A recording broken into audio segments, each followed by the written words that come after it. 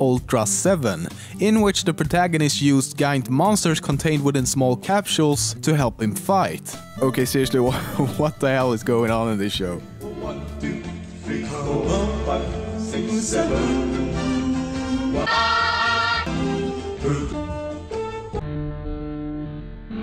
Okay, moving on. But the name Capsule Monsters had some trademarking issues, and so the name was changed to Pocket Monsters instead, which in abbreviated form becomes Pokemon. Where do the meat in the Pokemon universe come from? It's a question that's been asked over and over again by fans, and it's only been met with vague replies. So without an official answer from Nintendo and only the games and anime to go on, the horrifying truth seems to be that the people in the Pokemon universe eat Pokemon. While there are real animals in the world, they seem to be very rare, almost to the point of extinction, as they are not often seen or mentioned neither in the games nor the anime. And it has been hinted that specific Pokemon are actually eaten, some even being considered delicacies. For example, a Pokemon called Far-Fetch'd are noted for making a good meal, and were nearly hunted to extinction because of this, ultimately leading to them not being so rare. Also in the anime, it's indicated several times that fish-like Pokemon are caught and eaten, such as the Magikarp. Then again, it might not be that strange, as Pokemon are essentially animals in their world, where some are kept as pets and others might get eaten. Back in 2005, there was a gene in the human body named Pokemon. However, Nintendo threatened to sue the center that discovered it after they found out the gene could cause cancer, something Nintendo did not want to be associated with, and so the center was forced to rename the gene, and now it has the much more spectacular name ZBTB7. But fear not, we still have Pikachurin, a protein in the human body named after the iconic Pokemon. Currently, there are 718 revealed Pokemon in the franchise, and if we look at the official list, we can see that Bulbasaur is listed at the very top with the national Pokédex number 001. Logically, that would mean Bulbasaur was the first ever Pokemon created, right? Wrong. We have to go all the way down to number 112, where we'll find Rhydon, which is the actual first ever Pokemon created. There are even early sketches of Rhydon from when Pokemon was still called Capsule Monsters.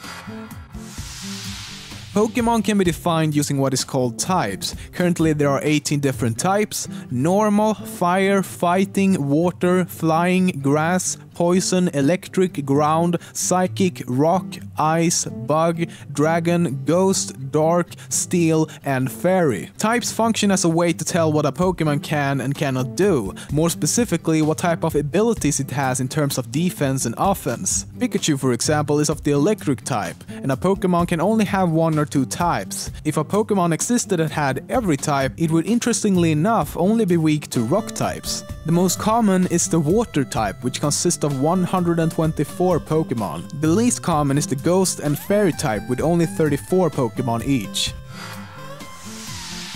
This is the most valuable Pokemon card out there. It's called the Pikachu Illustrator or Pokemon Illustrator, and only 6 copies were ever created. It was originally given away as a reward for those who had a winning entry in a Japanese Pokemon contest in 1997. Only Japanese versions of the cards exist, and they are valued at approximately $20,000. However, recently one of the cards showed up on eBay for a whopping $100,000. That's a lot of paper for another piece of paper. In 2001, the small South Pacific country Niue printed official legal coins with several Pokemon characters featured on the back to celebrate the franchise. To find one today, though, could be quite difficult as they are very rare and the coins are considered a collector's item. A very noticeable feature about the character named Brock in the long-running Pokemon anime is the fact that his eyes naturally appear closed. However, there have been a few brief moments where they have appeared open. But the few times they have, many viewers have complained about it being almost a little eerie. Judge for yourself. Ash, the main protagonist of the anime series, has the last name Ketchum. It's a play on the words catch 'em, as in the show's tagline, gotta catch 'em all. In the Japanese version of the anime though, the protagonist is known as Satoshi of the Pokemon creator Satoshi Tajiri. And on that note, the rival of the main character Gary Oak is known as Shigeru, paying homage to the creator of games such as Mario and Zelda, Shigeru Miyamoto. There are many reasons why people start practicing sports. Strangely enough, Pokemon is one of them, at least for this guy. When Ashley McKinsey was 11 years old, he got into a fight with another kid when he tried to take his Charizard card. For those of you who don't know, Charizard was like the shit back then. But after being defeated, he did some research and found the kid had used judo moves on him. He went to the local judo club, and after confronting his attacker and getting his Pokemon card back, McKinsey realized that judo could be something for him.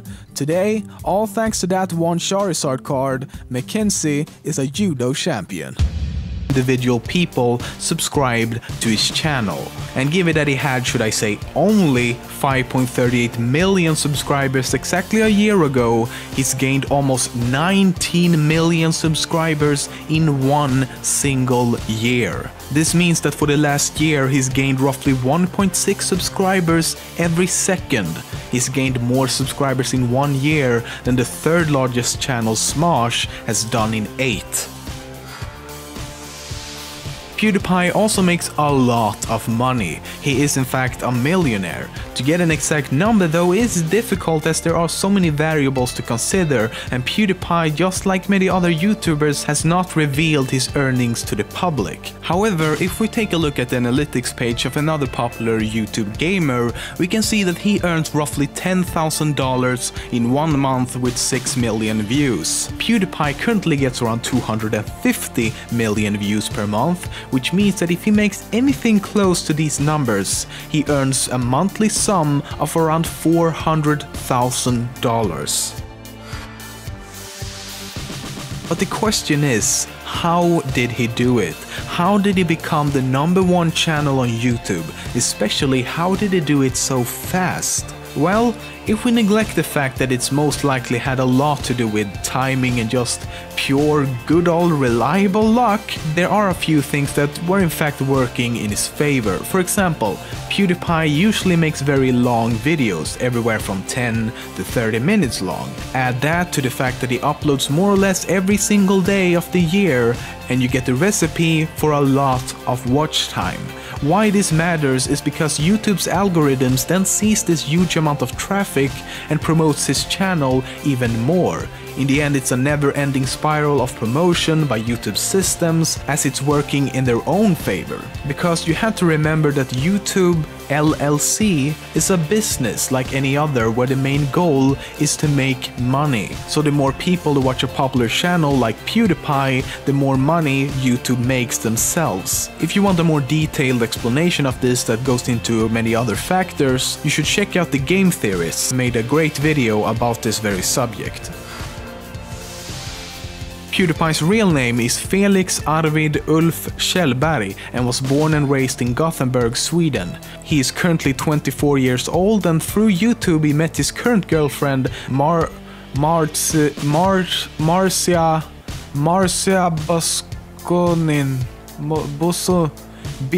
Bisogni. Men vad fan? He met his Italian girlfriend and moved to Italy, but now he's currently living in Brighton, England. You can thank me later, stalkers. PewDiePie has become such a huge icon in the gaming industry that he's been featured as small Easter eggs in many different video games. For example, in Cry of Fear, there's a golden statue that when you get close to says Stefano? What the fuck, PewDiePie? In the game Doorways, there's a person in the game named Felix Lundberg, who's from Gothenburg, Sweden. This may or may not be a reference to PewDiePie, as his real name is Felix Kjellberg. In the game Octodad, there's a pie called PewDiePie.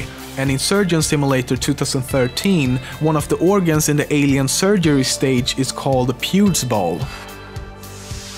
He's also won several awards such as King of the Web and Gaming King of the Web in 2012, Most Popular Social Show and Sweden's Social Star at the Star Count Social Star Awards in 2013. Oh, that wasn't hard to say at all. As well as the Shorty Awards for Gaming in 2013.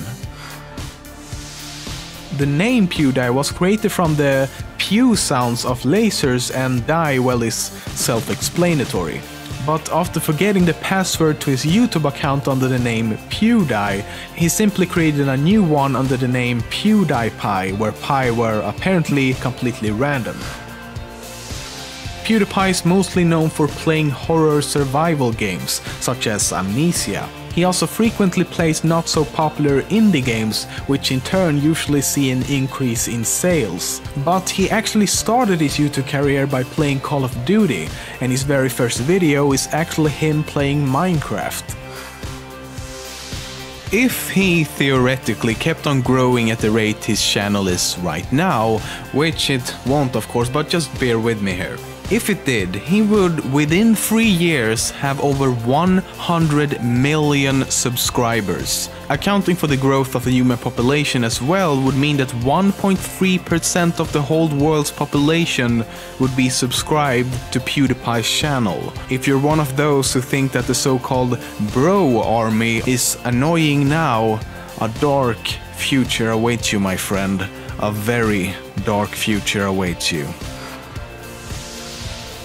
Many people think it's very unfair and just plain out not right to be able to earn as much money as he and many other YouTubers do simply by making silly little YouTube videos. But is it really that strange though? Is it really that unfair? If we compare it to the President of the United States, for example, he's currently making $400,000 per year. And if you remember from earlier, PewDiePie could potentially be making that sum every month, which brings his yearly income to around 4.8 million.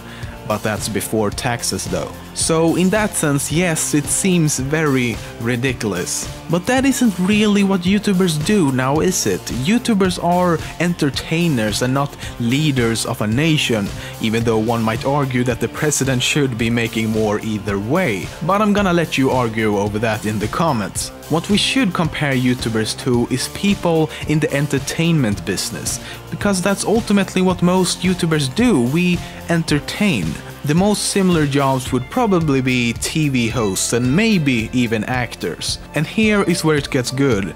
Oprah makes an estimated 350 million annually. Dr. Phil makes 80 million. Simon Cowell makes 34 million.